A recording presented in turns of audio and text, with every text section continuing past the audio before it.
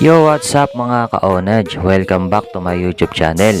For today's video ay pag-uusapan natin ang digital panel gauge ng ating mga Honda Click at kung ano-ano nga ba ang function ng mga indicator na nakapaloob dito.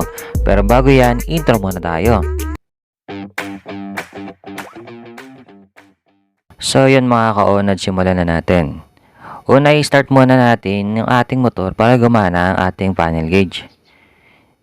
Pag-start natin, dito ay may mga indicator na nakalagay at ito ang pag-uusapan natin ngayong video.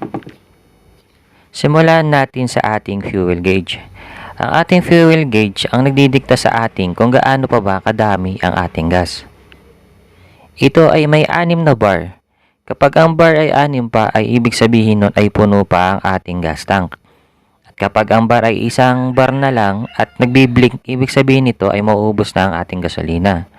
Ang ginagawa ko naman upang maiwasan may gaan ng gasolina ay kapag 2 bar na lang ang aking gas ay nagpapagas na ako. Lalong-lalo na kung nabiyahe ako ng malayo. So, dako naman tayo sa ating speedometer. Ang ating speedometer ang nagdidikta kung gaano na ba kabilis ang ating takbo. Umaangat ang bilang nito kapag binibilisan natin ang pagtakbo at bumababa naman ang bilang nito kapag bumabagal na ang ating takbo. Yan ang ating speedometer. Next naman natin ay ang ating odometer.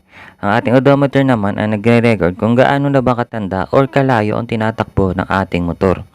Ito rin ang nagiging basehan ng maintenance ng ating mga motor. Kung kailan ba natin i-change oil, maglilinis ng panggilid, magpapalit ng coolant at marami pa.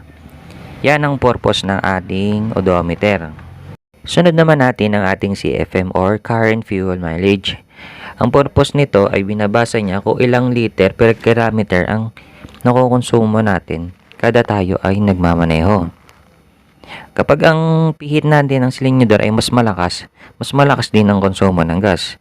At kapag naman ang pihit naman natin ay medyo mabagal, ito naman ay matipid sa konsumo ng gas. Yan ang purpose ng ating current fuel mileage. Ang next naman natin ay time. So, tuturo sa inyo kung paano nga ba iset tong time natin. So, pindutin lang natin ng sabay yung select and set button.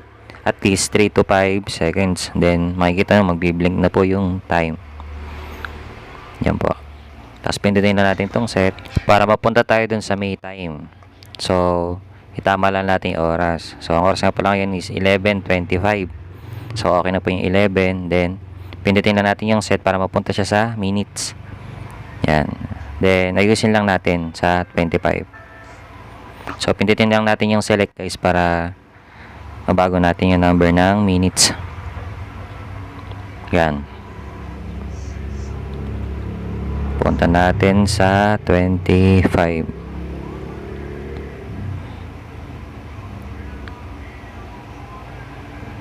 Yan guys, pagka 25 na, pindutin lang natin tong select button. Yan, ganun lang po kadaling magpalit ng oras sa ating Honda Click. Ang next ko naman ay ituturo sa inyo is kung paano mag-set ng change oil. So, pindutin lang din natin tong select and set button. At least 3 to 5 seconds. Then, magbiblink ulit yung time. Then, pindutin natin tong select sa 2. Then, lalabas na po yung oil change. Ayan po yung indicator ng oil change. Yan, wait lang, tutok lang po natin. Yan. So, para ma-set yan, so, pindutin po na ulit natin yung set button. Then, dito na natin isa-select kung ilan nga bang kilometers tayo mag-change oil. So, mali siyang 500, 1,000, 1,500, 2,000, 2,500 yan. Every 2,500 pala ako nag-set na aking change oil. So, ganun lang kadali mag-set. Ang next naman natin ay trip A and trip B. Ang trip A and trip B ang nagre-record kung ilang kilometers ang ating tinakbo papunta sa ating paroroonan. Kumbaga kung anong latest na tinakbo ng ating motor. So, ang next naman natin ay battery indicator. Yan. Siya po yung nagre-read ng kung gaano pa ba kalakas yung ating battery. So, kailangan hindi siya bababa ng 10 kasi mahina na yung ating battery kapag 10 na siya pababa. May mga ibang indicator pa tayo na makikita dito sa ating taas. Tulad yan. Check engine. high beam. Tapos right indicator, left indicator. Tapos meron pa yan dyan na yung overheat. Then yung red na sa battery kapag ang battery natin ay mauubos na. So yun guys, sana marami kayong natutunan sa ating video ngayon. At kung di ka pa nakasubscribe, subscribe na, and don't forget to click the notification bell para ma-update ko sa mga bago kong i-upload ng mga video.